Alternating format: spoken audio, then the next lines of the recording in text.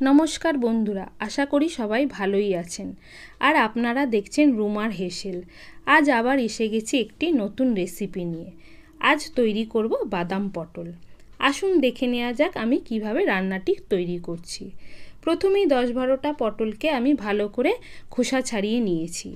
এবার পটলগুলোর মধ্যে দিয়ে দিয়েছি পরিমাণ মতো নুন ও হলুদ। নুন আর হলুদ পটলগুলোর মধ্যে ভালো করে মাখিয়ে আমি একটা সাইডে সরিয়ে রেখে দেবো।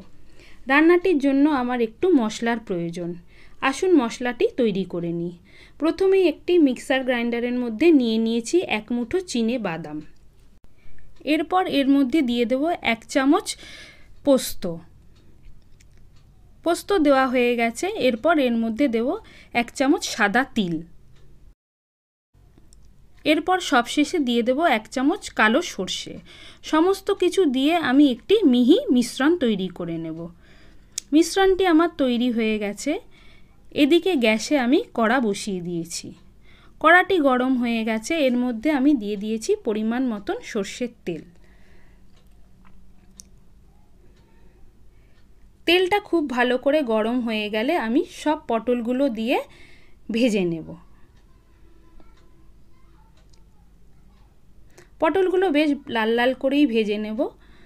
ভাজাটা আমার হয়ে গেছে। এবার একটি পাত্রের মধ্যে সব পটলগুলো তুলে নেব।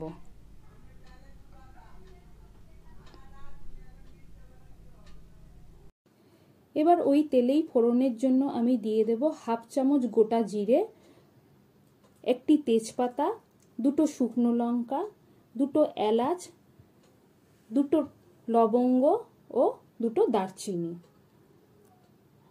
এরপর আমি ওর মধ্যে দিয়ে দেবো আগে থেকে যে মিশ্রণটি তৈরি করে রেখেছিলাম সেই মিশ্রণটি। সব কিছু দিয়ে একটু ভালো করে নাড়িয়ে চাড়িয়ে নেব। এরপর এর মধ্যে দিয়ে দেব পরিমাণ মতন হলুদ গুঁড়ো, লাল শুকনো লঙ্কা গুঁড়ো এবং জিরে গুঁড়ো।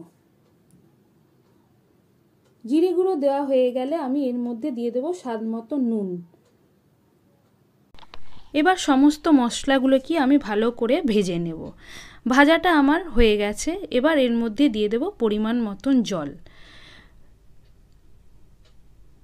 জল দেওয়া হয়ে গেলে আমি ঢাকা দিয়ে কিছুক্ষণ ফুটতে দেব। ঝোলটা ভালো করে ফুটে উঠলে এর মধ্যে দিয়ে দেব আগে থেকে ভেজে রাখা পটলগুলো। পটলগুলো দিয়ে ভালো করে ফুটিয়ে নেব।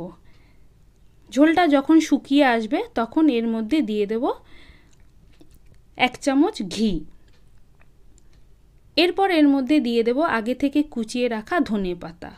সমস্ত কিছু দিয়ে আমি ভালো করে নাড়িয়ে চাড়িয়ে নেব। এবার গ্যাসের ফ্লেমটা পুরো বন্ধ করে আমি 5 মিনিট ঢাকা দিয়ে রেখে দেব। ঢাকাটা খুলে নেব। দেখুন রান্নাটা আমার সম্পূর্ণ তৈরি হয়ে গেছে। এবার গ্যাস থেকে কড়াটা নামিয়ে নেব। একটি পাত্রের মধ্যে সমস্ত তরকারিটি আমি ঢেলে নেব। তরকারিটি খেতে ভীষণ ভালো লাগে। ভাত রুটি দুটো দিয়েই ভালো লাগে। রেসিপিটি যদি আপনাদের ভালো লেগে থাকে অবশ্যই লাইক, কমেন্ট ও সাবস্ক্রাইব করবেন। নমস্কার।